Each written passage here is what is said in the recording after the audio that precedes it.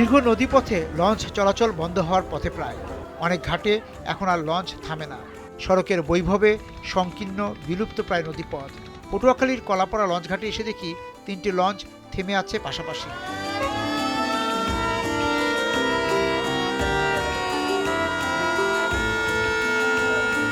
বড় লঞ্চ যাবে ঢাকা, কিন্তু তখন ঢাকা ফেরার তাড়া নেই আমাদের। তবে আন্দারমানিকে ঘুরে বেড়ানোর স্বাদ হলো। যে জলে জোনাক জলে সেই নদী আন্দারমানি। ছোটোখাটো একটা বিরতিতে আন্দারমানিকের সঙ্গে দেখা। কিছুটা সঙ্গ পেতেই উঠে পড়ি কাছের দূরত্বের ছোট লঞ্চটিতে।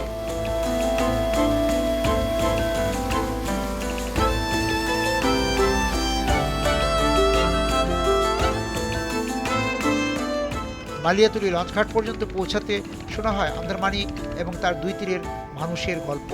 আমার প্রথম বয়সের চাকরিতে আমার ট্রলারের চাকরি। আচ্ছা সার্ভিসে মানে সাগরের চাকরি। আচ্ছা আচ্ছা। সাগর থেকে আমি একতলায় থেকে দোতলা থেকে আবার এই একতলায়।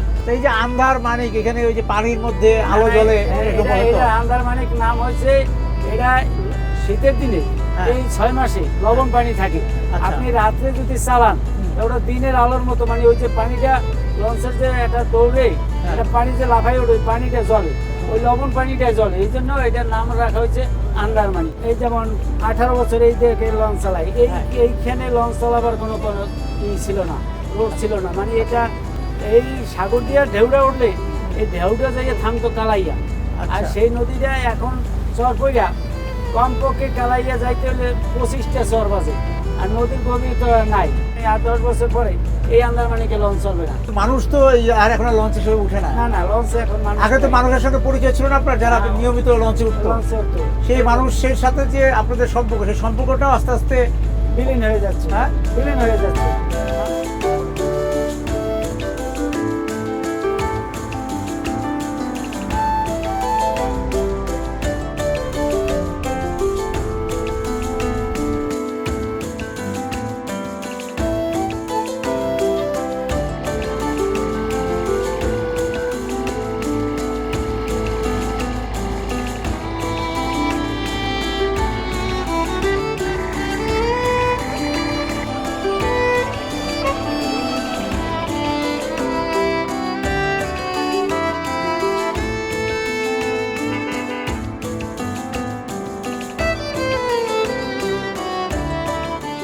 লঞ্চ থেকে দুই তীরের গ্রামীণ জীবন দেখতেই গল্প শোনা হয় নীলগঞ্জ ইউনিয়নের কুমিরপাড়া গ্রামের।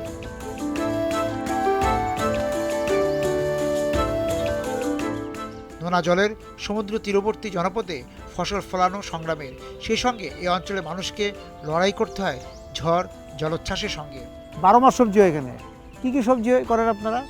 ধরেন শীতের দিন এলে ফুলকপি, পাতাকপি, শালগম, এবার বেগুন, আবার বর্ষার সিজন এলে রেহা, ঝিঙ্গা, আমরা করলা, এইসব। কাঁকরোল হয়? হ্যাঁ, কাঁকরোল হয় না, লাউ হয়? লাউ হইতেছে। হ্যাঁ, লাউ হয়, কুমড়া হয়। আগে এলাকার মানুষের রোজগার কি ছিল? আগে ছিল ওই ধান, খালি শুধু ধান করতে, এক ফসল। হ্যাঁ, এক ফসল। এখন 3 ফসল। এখন 3 ফসল হয়। তবে সবজি দিয়ে এই এলাকার মানুষ সচ্ছল হয়ে গেছে। এখন আর অভাব নাই। না গেলাম। হ্যাঁ,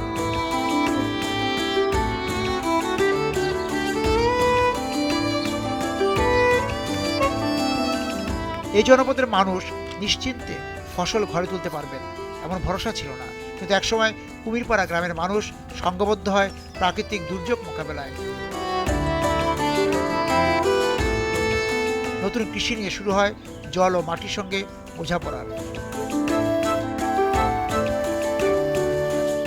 সন্ধিতে জয়ী হন কৃষকেরাই। এখন এই গ্রামের নারী পুরুষ সকলে 12 মাস মাঠের ফলন ঘরে তুলে নিয়ে যেতে পারছেন। কেমন আছেন এখন ফসল করে, এই সবজি করে? ভালোই আছে, মোটামুটি ভালোই আছে আল্লাহ এদের। আগে কি করতেন আপনারা? শুধু ধান? আগে বদলাতে মানুষের কাজ করিয়ে খাওয়া লাগতে, আর মানুষের কাজটা অনেক কম করা লাগে। নিজে কোথায় করিয়া খেতে পারি, নিজেটা করে খেতে পারেন। তা এখন এই যে এই ফসল করার খরচ কিরকম? আমাকে এলাকায় লবণ বেশি, এই জন্য আমাদের এলাকায় খরচা যায় অনেক। খরচা যায় অনেক? কেন লবণ বেশি? কি কোন জায়গায় খরচা বেশি যায়? ওই লবণটা মাথায় বললে অনেক দেওয়া সার ওষুধ অনেক বিভিন্ন ওষুধ দেওয়া লাগে। এই যে করার খরচপাতি এগুলি কি নিজেদের টাকা দিয়ে করে না সমিতি থেকে টাকা নেন? এই যে ব্যবসা বাণিজ্য ওই দিয়ে এবার করার লাগে। একশো তো আমাকে টাকা হয় না, ওই ব্যাংকে করে নামাইয়া ওই দিয়ে এবার চালান লই, সবজি হয় আর বেঁচে কিনে ওই কিস্তি উড়িয়ে দিই। আচ্ছা, কিস্তি দিয়ে এটি আপনাদের থাকে? খাইয়ে ভালোই হয়, থাকে যা ভালোই থাকে। ভালোই থাকে। করা লাগে না, নিজেরা ভালো থাকা যায়।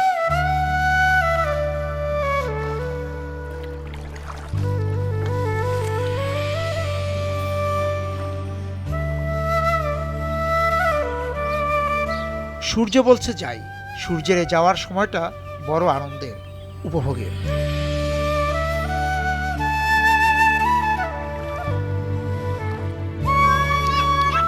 কোথায় প্রস্থান পর্বটি উপভোগ করা যায়?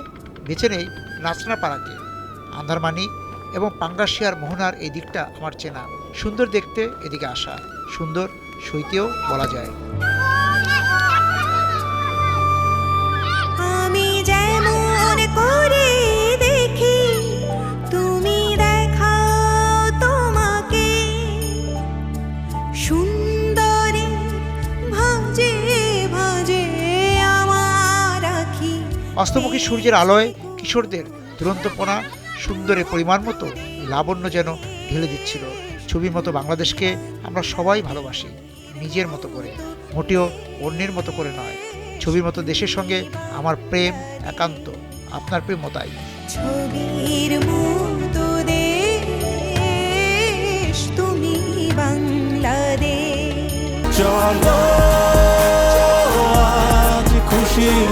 40 বছর ধরে অসংখ্য খুশির মিছিলে ছিল আইডিএলসি, থাকবে আগামীতেও।